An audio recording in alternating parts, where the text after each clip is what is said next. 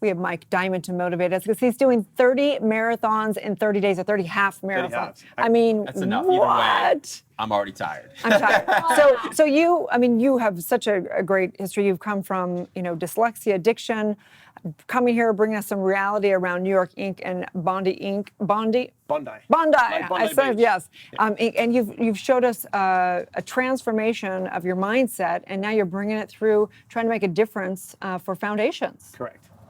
So I already completed the world record. My last run was last week. You did? Cheers to that. That's amazing. Congratulations. Oh my gosh. So it was 30 half marathons in 30 days. Guinness Book of World Records. Yeah, the record was 18. And I decided, well, it was an interesting story. I have ulcerative colitis, and my appendix burst, and I had stomach surgery. Before, during? This is before. Okay. I'd never run a half marathon until last year, May last year. So I went into surgery, and the doctor basically said to me, "We're taking your colon out," and I was like, "Yeah, that can't happen." I just didn't want to have a bag. I'd like to keep that. Yeah, I'd like to. Yeah. Even if it's a bag, it's a Prada bag, it's still a bag. Yeah. So he said, "You'll never heal yourself naturally. The infections are too deep." So I started the healing process. And then one morning, actually, I was inspired by a woman called Anne Treason. And I watched a documentary on her, and she ran 100 miles. As a kid, I was a sprinter. And I was like, how did she do that? How do you run 100 miles? So I said to my wife, I'm going to go push the baby 13 miles, a half marathon. And she's like, "You're insane." And I did it and enjoyed it. So I was like, I'm going to find a cause. And I found this little girl, LaLa, through the family. And I was trying to raise money for her, but no one cared. So I called a friend of mine and said, "What do I do? How do I bring awareness?" And he's like, "You need to break a world record or do something massive." And I said, "Well, in what?" And he said, "Do half marathons." I contacted Guinness, and they said the record was 18. And so they give you a 30-day period to run a half marathon, but you can't run more in one 24-hour period. So I said, if I do 19, someone will do 20.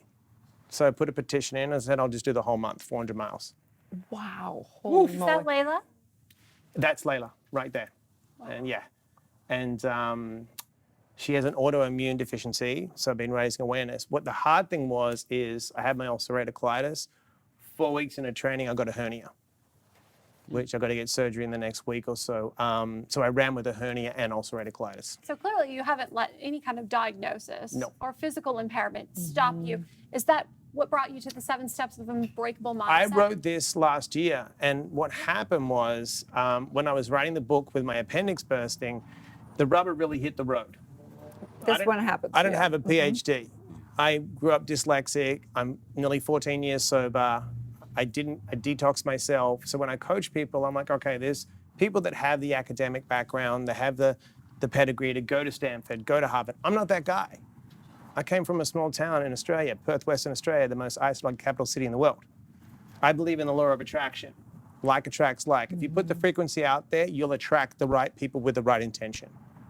So I just thought greater than my environment, and I always think greater than my environment and circumstances. I visualize the person I want to be. So when I wrote the book, it all came through me correctly spiritually, and then I'm like, this is it. I've got to go and break a world record and do an unbreakable record. Otherwise, this is all theory. Right.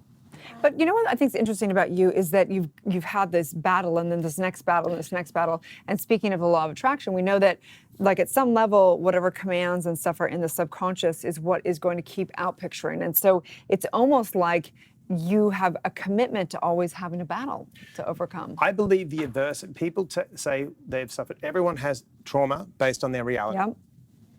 And their reference of reality.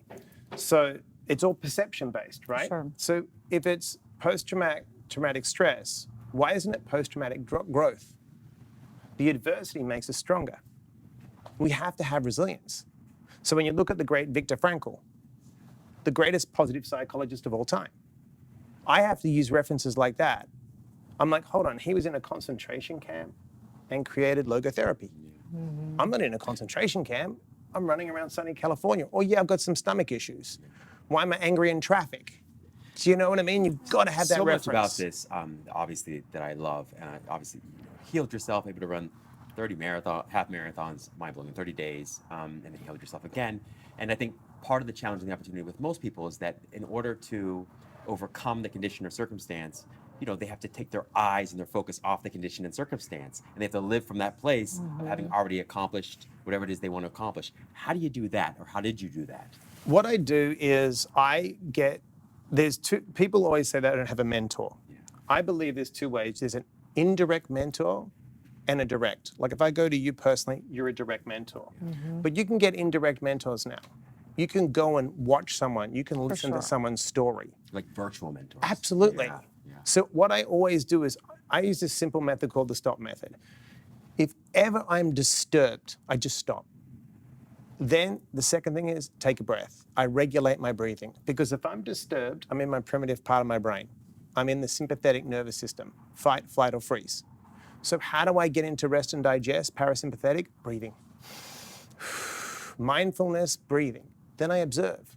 If I'm disturbed, I'm always afraid I'm not going to get what I want, going to lose what I have. I'm either worried about the future, or I have guilt and shame for something in the past. So where am I not? Present. So if I'm always in fight, flight, or freeze and not present, I'm just full of stress hormones.